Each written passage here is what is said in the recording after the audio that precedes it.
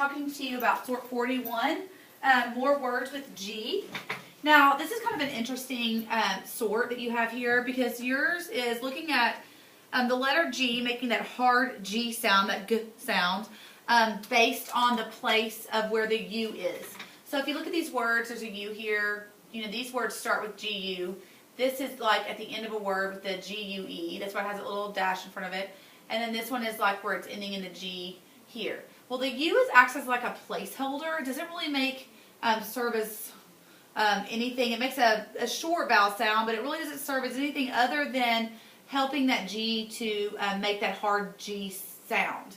So I know that sounds kind of weird, but that's what basically the U's purpose is when it's following G. It's just to kind of make that hard G sound here. Now this is just the ending of words with the G, that hard G sound. Your oddballs are gauge, language, and argue. Gauge is weird because it has a hard and a soft G sound in it, and the U doesn't really serve the same purpose as keeping it that hard G sound. Language kind of makes that kind of language makes that W sound, kind of like in penguin. So the U's again not serving the same purpose that it does over here. And then same thing with argue.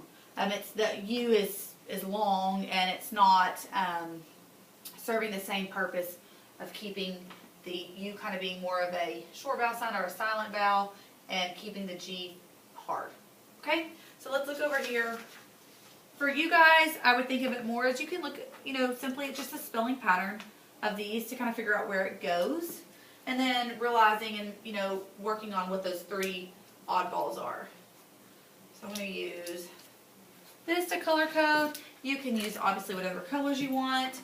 This can be pretty simple. If it starts with GU, it's going to go into this first category. So like the word guess.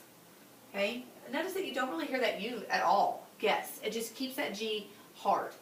Okay? Look at tongue. Again, tongue. You don't even hear that U sound. It's just making that G, though, make that hard G sound. Look at ladybug.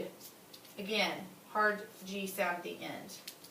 And then the oddballs that you need to make sure that you pay close attention to are gauge, because it's an A-U-G here. Doesn't really serve the same rule. Language, because it makes that W sound, that W sound in the middle. And then the last one is argue, right here. Down here so you can see it. I should have moved my paper up.